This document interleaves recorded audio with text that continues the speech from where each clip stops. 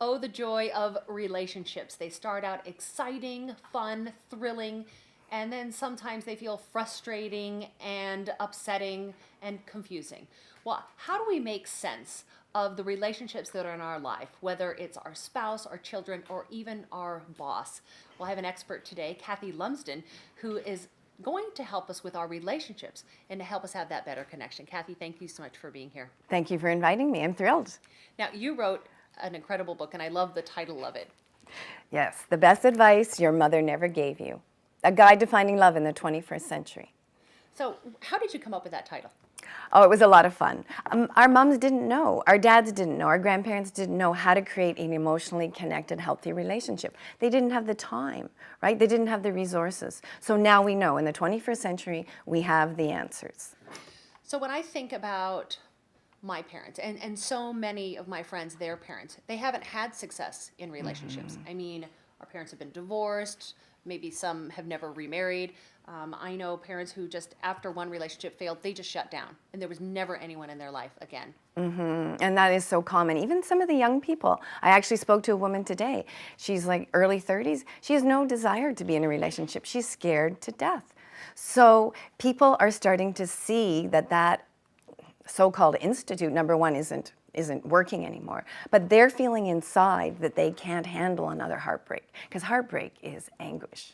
It is anguish. So where do we go from here? You know, if we're afraid to be in a relationship, if we've created a barrier around ourselves, how do we break through that? Well, first thing is we need to change your perception about that. So for example, we all have old belief systems. I call them blueprints. Feeling like we're not important, feeling like we're not good enough, feeling like we're failing, or feeling like we're alone. And then, as little people, we develop coping styles. Some of us become pleasers, some of us have a need to control, some of us are order and superiority, I know best all the time, and some just avoid. Every single person has them. The blueprint goes off into your adult life, and every relationship is affected by it. So, how do you change your perception? Well, first of all, we have to get the black sunglasses off, because I'm feeling like I don't matter. I'm feeling like my husband doesn't care about me. I don't matter, my needs. I don't even know what my needs are with my sunglasses on. So if I see someone with black sunglasses on, is that what they're thinking? No. No, this is just a fun exercise. This is just for fun. So I say to people, what's a different perception? How about we look at it through rose-colored glasses? Okay? What's the world look like this way? Well, it's perfect. Is it reality? No, but either are the black sunglasses, but people think the black sunglasses are reality, right? So how about we look just through facts? What are the facts that you actually are not good enough? SpongeBob.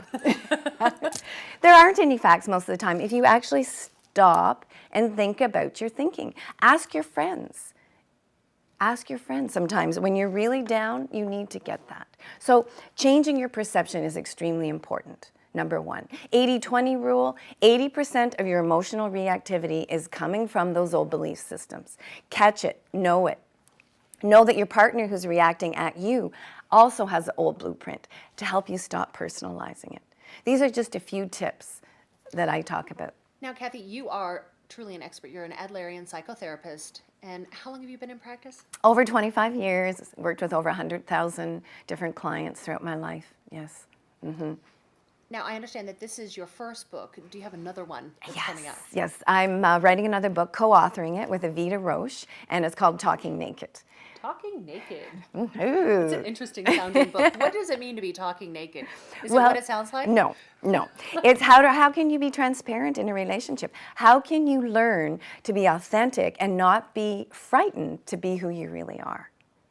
Right? Because a lot of us feel like if you get too close to me and you really find out what I'm like, you're going to leave me. And that's number one fear that everybody has, is you're going to leave me, I'm going to be alone, and I'm not going to be loved. That's interesting that that's the number one fear, that you're going to leave me.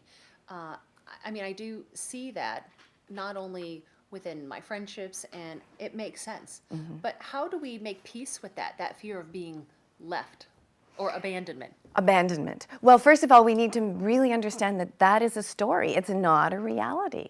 That is your blueprint. So catch yourself finding yourself talking that way and change your thinking around. Cathy, so I understand you have an exercise that you want to show us. Yes, an imagery. It's very powerful. Okay, so let's go take a look at that right now. Okay. I'd like to do an amazing imagery exercise, and my guinea pig is Janine. Thank you for helping me. No problem.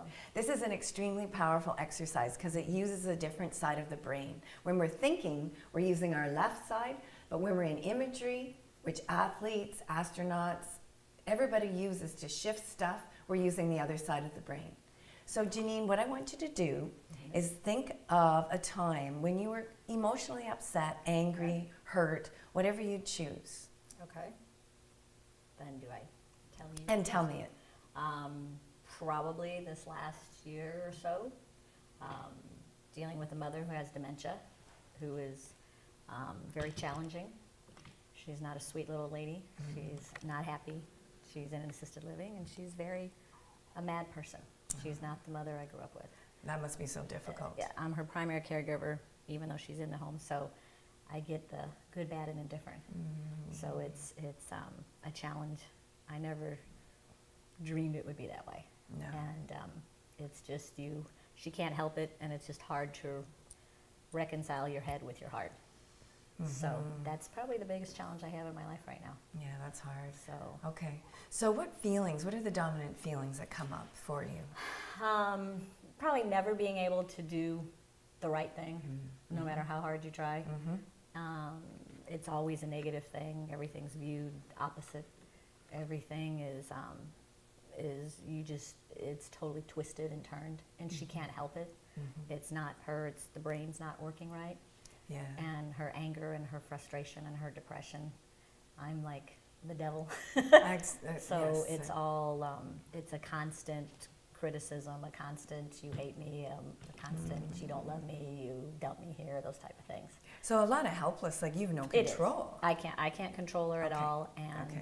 I just try to stay positive and try to change the subject. And we have a lot of drop conversations because her mind can't center on one thing for very long. Okay. So it's a lot of, and you can't use logic No. because there is no logic.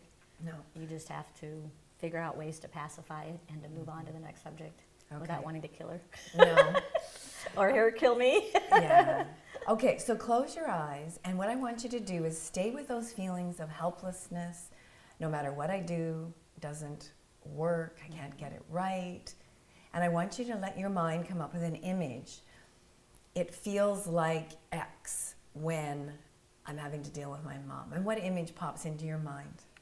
It feels like I'm on a tightrope, and I'm standing all alone on a tightrope, and no matter which direction I go, there is no way out. Okay. It's a bottomless pit, and it's nothing positive. That's pretty scary up there. Yeah, you never know what's happening. Okay. You know, so Okay. it's very scary, very helpless, very you don't know what to do next. Okay, so close your eyes again. Scan your body where you're storing these feelings. And I want you to see yourself up there on this tightrope. And what I want you to do is put your creative thinking cap on. Okay. And I want you to create 4 different images that help change these feelings. It can be whatever they are. Okay. And when they come, I'd like you to tell me. Okay. There's a large tree that's there that I can jump off the tightrope, and I can jump to safety. Good. And I can be back in control and be safe again. Nice. Another one is down below what looked like a bottomless pit, just endless water. In reality, I'm only a few feet above it, and it's only a foot deep, and I can jump down to solid ground and be safe and again in control. Nice. Okay, good. Another one, how about there's a safety harness on me that I didn't realize was there, so if I fall, I won't fall. The safety harness will just swing me below, and I'll be safe and again and in control And secure. and secure. Good. Okay, one more. Oh, one more on a tightrope. how about a helicopter comes out of nowhere? Love it. Whisks me away to safety into the beautiful sunset. Nice. Okay, good. So you really got into the creativity. So what I want you to do is, using all your senses, I want you to play with those 4 amazing images you just created, just for about 30 seconds. Okay. Really get into feeling the difference, seeing it, hearing, smell,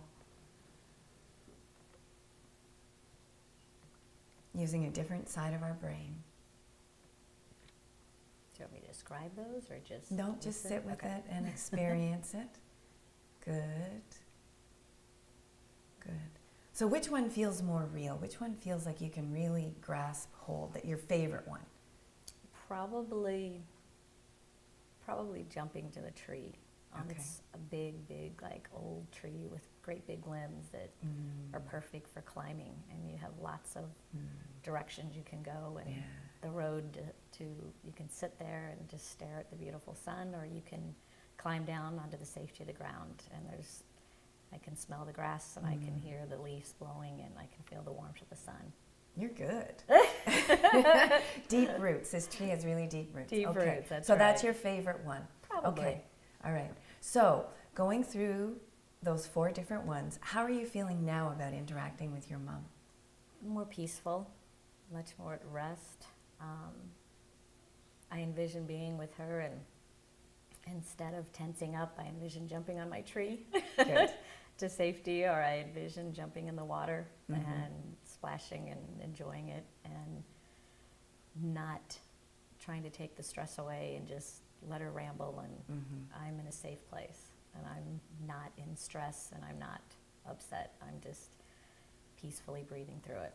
Lovely. Love it. Okay, you can open your eyes. Excellent. So what happens is, this is just one tip. This is one tool you can add to your toolbox so that you can change your feelings when you need to interact with your mom, right? So you could do that before you go, you can do it during, and that'll really keep you grounded enough to deal with your mom. That's great, because anything I can do to welcome that, Yeah, I've reached out to every possible, because your heart and your head are 2 different things. absolutely. No matter how smart you are or educated you are, your heart's still there. Right. When it's apparent, and believe me, my tree will be there. Good. And so will my helicopter. Good. Thank you, my dear, for helping. Well, thank you. I appreciate Okay. it. That's All right. awesome. Thanks. That was powerful. It's extremely powerful. Imagery uses a totally different side of the brain. We can talk ourselves into things, but imagery is extremely powerful. Athletes, Olympic athletes use it, astronauts use it. Very powerful. Cathy Lumsden, thank you so much for being here with us, and your book, The Best Advice Your Mother Never Gave You, and Talking Naked, coming out soon. And thank you again for being here on the show. Thanks, Kristen. It was great.